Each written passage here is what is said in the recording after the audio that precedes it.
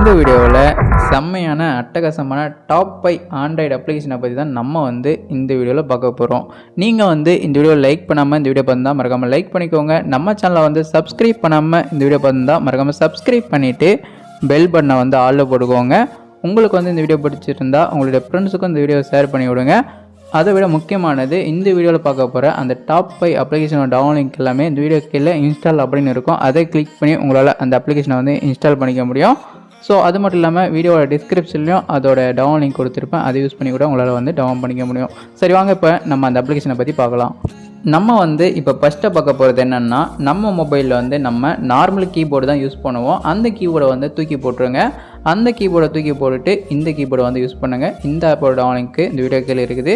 இதை இன்ஸ்டால் பண்ணிக்கோங்க. இதை யூஸ் பண்ணி உங்களுடைய கீபோர்டை ரொம்ப ஸ்டைலிஷாக மாற்றிக்க முடியும். அதாவது உங்களுடைய கீபோர்டு ஃபுல்லாகவே லைட் எரிகிற மாதிரி உங்களால் செட் பண்ணிக்க முடியும். இதில் கேட்கக்கூடிய பர்மிஷன்லாம் நீங்கள் எனேபிள் பண்ணிக்கோங்க. எனேபிள் பண்ணிவிட்டு உள்ளே போனீங்களன்னா இதில் ஆர்ட் அப்படின்னு சொல்லிட்டு கொடுத்துருப்பாங்க. இதில் நிறைய கீபோர்டோட ஸ்டைல் அதாவது தீம் கொடுத்துருப்பாங்க. உங்களுக்கு எது பிடிச்சிருக்குதோ அதை செலக்ட் பண்ணிக்கோங்க. செலக்ட் பண்ணிவிட்டு கெட் தீம் அப்படின்றத கிளிக் பண்ணால் அந்த கீபோர்டு உங்களுடைய மொபைலில் செட் ஆகிடும். அதுக்கடுத்தது இதில் பார்த்தீங்கன்னா ஏபிசிடி அப்படின்ற பான்ஸ் உங்களுடைய கீபோர்டில் கொடுத்துருப்பாங்க. இந்த பான்ஸ் உங்களுக்கு பிடிக்கலன்னா நீங்கள் என்ன பண்ணுறீங்கன்னா சைடில் இருக்கக்கூடிய அந்த கீர் ஐக்கனை கிளிக் பண்ணுறீங்க. கிளிக் பண்ண உடனே இங்கே பான்ஸ் அப்படின்னு சொல்லிட்டு கொடுத்துருப்பாங்க. அதை கிளிக் பண்ணி இதில் உங்களுக்கு எந்த பாண்ட் பிடிச்சிருக்குதோ அந்த பாண்ட்டை நீங்கள் சேஞ்ச் பண்ணிக்கோங்க. இந்த மாதிரி சேஞ்ச் பண்ணிங்களன்னா உங்களுடைய கீபோர்டில் இருக்கக்கூடிய பாண்ட்ஸ் ரொம்பவே டிஃப்ரெண்ட்டாக இருக்கும். அதுக்கடுத்தது முக்கியமானது உங்களுடைய கீபோர்டை சேஞ்ச் பண்ணலன்னா சேஞ்ச் பண்ணிக்கோங்க. நார்மலாக பார்த்தீங்கன்னா ஜிபோர்டில் தான் செட் பண்ணியிருப்பாங்க. அதிலிருந்து இந்த கீபோர்டுக்கு சேஞ்ச் பண்ணிவிட்டு உங்களுடைய வாட்ஸ்அப் ஓப்பன் பண்ணிங்களன்னா இந்த கீபோர்டு ஓப்பன் ஆகிட்டு போய் இந்த கீபோர்டை பார்த்தீங்கன்னா வேறு லெவலில் அப்படியே அட்ராக்டிவாக இருக்கும். அதாவது RGB லைட் அந்த கீபோர்டு ஃபுல்லாகவே எரியும். அது மட்டும் இல்லாமல் நீங்கள் ஒவ்வொரு லெட்டர்ஸும் கிளிக் பண்ணும்போது அதுக்கு மேலே இந்த மாதிரி லைட் எரியும். பார்க்குறதுக்கே வேறு லெவலில் இருக்கும். இந்த கீபோர்டு சாம்சங் மொபைல் மட்டும் தான் இதுக்கு முன்னாடி இருந்துகிட்டு இருந்துச்சு.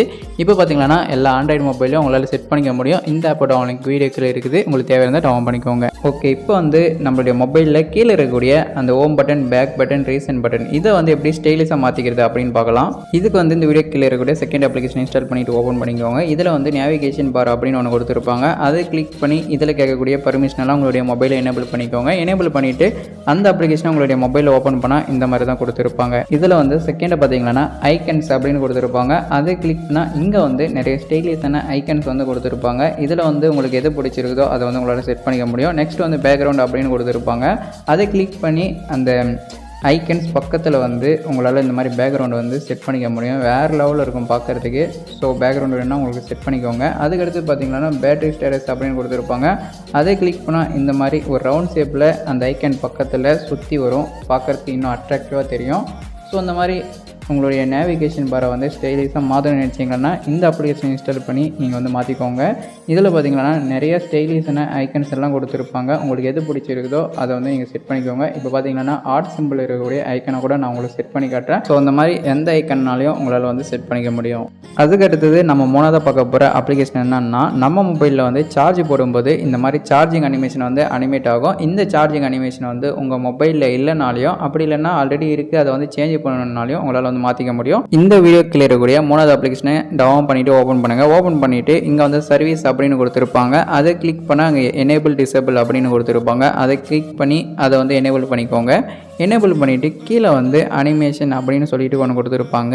இங்கே சார்ஜிங் ஸ்டைல் அப்படின்னு ஒன்று கொடுத்துருப்பாங்க. அதை கிளிக் பண்ணால் உங்களுடைய மொபைலில் சார்ஜ் போடும்போது அனிமேஷன் ஆகக்கூடிய அந்த அனிமேஷன் இந்த இடத்துல நிறைய கொடுத்துருப்பாங்க. உங்களுக்கு இதில் எது பிடிச்சிருக்குதோ அதை நீங்கள் செலக்ட் பண்ணிக்கோங்க. ஸோ இப்போதைக்கு நான் அதை செலக்ட் பண்ணிக்கிறேன். செலக்ட் பண்ணிவிட்டு கீழே இருக்கக்கூடிய அந்த சேவ் அப்படின்றத கிளிக் பண்ணுங்கள்.